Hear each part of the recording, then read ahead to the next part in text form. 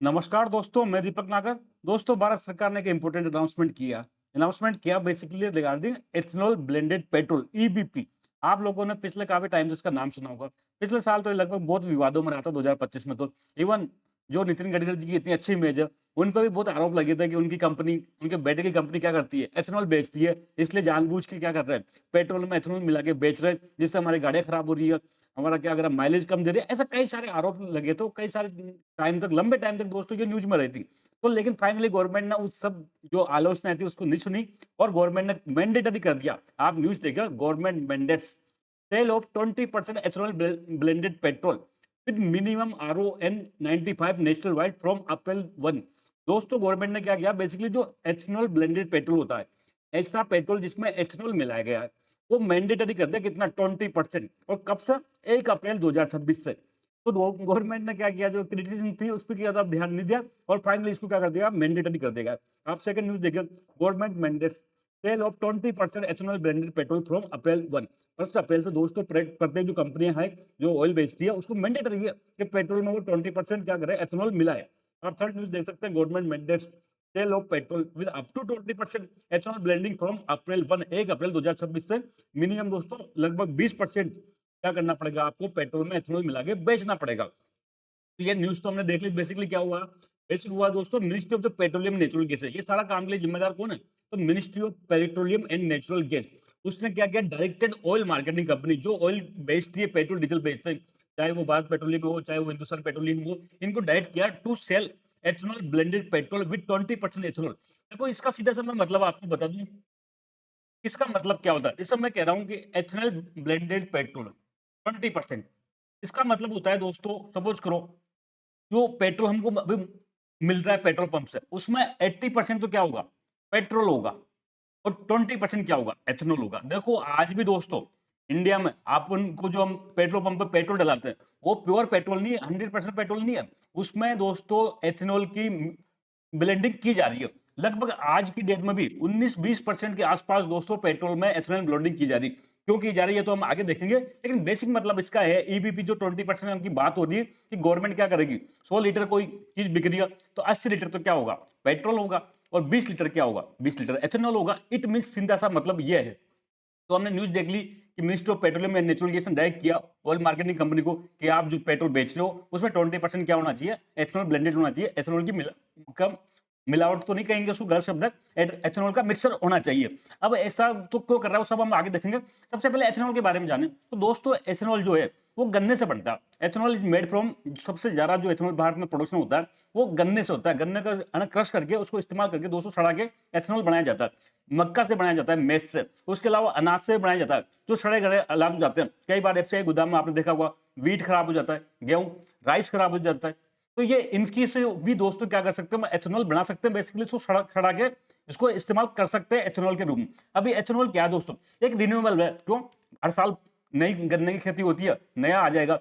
Petrol की तरह नहीं है जो एक बार इस्तेमाल हुआ, खान से निकाला, माइन से निकाला और खत्म हो गया। ऐसा नहीं है दोस्तों, रिन्यूएबल है, डोमेस्टिक प्रोड्यूस है, हम खुद के घर में पैदा कर रहे हैं। पेट्रोल तो कहां से आता है, मिडिल ईस्ट के कंट्री से आता है। लेकिन दोस्तों एथेनॉल तो नहीं है, एथेनॉल तो डोमेस्टिक प्रोड्यूस है, एक क्लीनर है। दोस्तों, जो अगर एथेनॉल को हम ट्रांसपोर्ट में इसमें इस्तेमाल करते हैं तो ये कम पोल्यूशन फैलाता है कंपेयर टू पेट्रोल डीजल। इसलिए दोस्तों ये तीन वजह से क्या कर रहा है, एथेनॉल इंपॉर्टेंट है। और इसके अलावा आप सब जानते हो भारत में क्या एनर्जी सिक्योरिटी के लिए भी आवश्यकता है, उसके बारे में दोस्तों हम आगे डिटेल में डिस्कस करेंगे। लेकिन आप एथेनॉल का इंपोर्टेंस देख लो। एथेनॉल जो इंडिया में मेजर शुगर केन से प्रोड्यूस होता है, मैस से प्रोड्यूस होता है, और जो रोटन ग्रेन होते हैं उससे भी इसको इस्तेमाल होता है। ये इंपॉर्टेंट है, क्यों? रिन्यूएबल है, डोमेस्टिक इंडिया में प्रोड्यूस होता है, और क्लीन है कंपेयर टू पेट्रोल। इसके अलावा दो, एथेनॉल ब्लेंडेड पेट्रोल का क्या मतलब है, मैंने बता दिया। ईबीपी जो एथेनॉल ब्लेंडेड पेट्रोल है, बेसिकली क्या मिक्सचर है, किसका? कन्वेंशनल पेट्रोल, जो परंपरागत हम पेट्रोल का इस्तेमाल करते थे, उसका एथेनॉल का मिक्सचर है। E20 का क्या मतलब है, गवर्नमेंट ने जो मैंडेटरी किया E20, उसका सिंपल मतलब है कि 20% कितना होगा, एथेनॉल होगा, और 80% पेट्रोल होगा। तो आई होप आपको इसको समझने में कोई दिक्कत नहीं आ रही। E20 कहते समझ जाओ, 20% एथेनॉल है और 80% पेट्रोल है। अब दोस्तों ये इंडिया में कई टाइम से भारत क्या चाहता है, जो एथेनॉल ब्लेंडेड प्रोग्राम है, बेसिकली इसको प्रमोट करना चाहता है। एथेनॉल को पेट्रोल में ब्लेंडिंग क्यों करना चाहता है उसको हम आगे देखेंगे। तो एक प्रोग्राम लॉन्च किया गया था गवर्नमेंट ऑफ इंडिया के द्वारा, ethanol blended petrol program, EBB program, 2003 में लॉन्च किया गया था ये दोस्तों, by ministry of petroleum and natural gas. 2003 के पहले पेट्रोल में बिल्कुल भी क्या होता था, एथेनॉल ब्लेंड नहीं होता था, लेकिन 2003 में ये प्रोग्राम लॉन्च किया गया, ईबीपी प्रोग्राम, और इसके माध्यम से एथेनॉल का क्या किया गया, पेट्रोल में ब्लेंडिंग स्टार्ट किया। स्टार्टिंग दोस्तों 5% से हुई थी, बिगिनिंग विद 5% ब्लेंडिंग, इसको हम क्या कहते हैं, E5, एथेनॉल 5 हो जाएगा। उसके बाद 10% हुआ, 12% हुआ, 15% हुआ, आज की डेट में दोस्तों लगभग 19-20% के आसपास हम कर रहे हैं ऑलरेडी। तो गवर्नमेंट ने मैंडेटरी किया, इसका कोई बहुत ज्यादा इंपैक्ट देखने को नहीं मिल रहा, मिलेगा क्यों, क्योंकि हम ऑलरेडी 19% के आसपास तो एथेनॉल ब्लेंडिंग कर ही कर रहे हैं। और एक दोस्तों एक पॉलिसी आई थी, नेशनल बायोफ्यूल पॉलिसी 2018, ये इंपॉर्टेंट है, इसका ध्यान रखना। National biofuel policy 2018 government of India ने लॉन्च की थी। इसमें टारगेट सेट किया था, क्या टारगेट किया था, टारगेट से 20% एथेनॉल ब्लेंडिंग टिल 2030। जो नेशनल बायोफ्यूल पॉलिसी 2018 थी, उसमें टारगेट था कि हम 2030 तक एथेनॉल ब्लेंडिंग कर देंगे, कितना, 20%। लेकिन दोस्तों बाद में गवर्नमेंट ने ये पॉलिसी में अमेंड किया गया और ये टारगेट कब कर दिया, लेटर अमेंडेड टू 2025-26। अब 2025-26 जो खत्म होने वाला है, एक महीना और बचा है, उसके पहले पहले दोस्तों हमको क्या करना पड़ेगा, 20% की ब्लेंडिंग करना पड़ेगा। इसलिए गवर्नमेंट ने इसको क्या कर दिया, मैंडेटरी भी कर दिया। तो ये ध्यान रखना कि नेशनल बायोफ्यूल पॉलिसी क्या कहती है। नेशनल बायोफ्यूल पॉलिसी 2018 कहती है कि हम 2030 तक 20% एथेनॉल ब्लेंडिंग करेंगे, लेकिन फिर बाद में उसको अमेंड किया गया और टारगेट चेंज करके क्या कर दिया गया, 2025-26। तो ये इंपॉर्टेंट है दोस्तों, इसको याद रखें। अब बेसिक ऑब्जेक्टिव क्या, हम क्यों पेट्रोल में एथेनॉल मिलाने में तुल रहे हैं, भाई पेट्रोल में क्यों एथेनॉल मिलाने में तुल रहे हैं, ऐसा क्या ऑब्जेक्टिव था। सबसे पहले तो देखो, आप सबको पता है एनर्जी सिक्योरिटी बहुत इंपॉर्टेंट है, किसी भी कंट्री के लिए एनर्जी सिक्योरिटी बहुत इंपॉर्टेंट है। सारा गेम सब कुछ किससे चलता है, एनर्जी से चलता है। लेकिन हम नहीं है, हम क्या गए नहीं है, हम कहाँ से इंपोर्ट करते हैं, आप सबको पता है। हम क्रूड ऑयल, कच्चा ऑयल मिडल ईस्ट से, सऊदी अरब से, कभी इराक से, कभी ईरान से थोड़ा बहुत, कभी रशिया से, कभी वेनेजुएला से, यहाँ से इंपोर्ट करते हैं। तो हमारी एनर्जी सिक्योरिटी खतरे में है। तो हम इसको क्या करना चाहते हैं, एनर्जी सिक्योरिटी को मजबूत करना चाहते हैं। तो पेट्रोल डीजल पर डिपेंडेंस कम करना चाहते हैं, पेट्रोल डीजल पर डिपेंडेंस कम करना चाहते हैं। सपोज करो पहले हम 100 लीटर पेट्रोल इस्तेमाल करते थे, लेकिन अगर हम 20% ब्लेंडिंग चालू कर दी तो हमको 80 लीटर पेट्रोल ही मंगाना पड़ेगा। क्या करना पड़ेगा, 80 लीटर पेट्रोल मंगाना पड़ेगा, 20 लीटर इसमें क्या मिल जाएगा, एथेनॉल मिल जाएगा। तो एक तरह से क्या हो रहा है, हमारी पेट्रोल डीजल पे डिपेंडेंसी कम हो रही है, और हम मिडिल ईस्ट के जो देश है उन पे हमारी एनर्जी सिक्योरिटी लिए निर्भरता कम हो रही है। एक तरह से क्या होगा, हम एनर्जी शॉक से लड़ने के लिए अपने आप को तैयार कर रहे हैं। और ये इथेनॉल ये कहाँ पर प्रोड्यूस होता है, डोमेस्टिक होता है, कोई विदेश का कोई चक्कर ही नहीं है। तो बेसिक ऑब्जेक्टिव दोस्तों इस इथेनॉल ब्लेंडिंग प्रोग्राम का यही था। मेन जो ऑब्जेक्टिव कहता है, reduce India dependence on imported crude oil. Bharat क्या करना चाहता है, जो इंपोर्टेड क्रूड ऑयल है उस पर डिपेंडेंसी कम करना चाहता है, और देश का डोमेस्टिक प्रोड्यूस एथेनॉल मिला के हम अपना आत्मनिर्भरता की ओर बढ़ना चाहते हैं। तो इंडिया दोस्तों third largest energy consuming country है, पूरी दुनिया में सबसे ज्यादा थर्ड लार्जेस्ट हम एनर्जी कंज्यूमर देश है दोस्तों।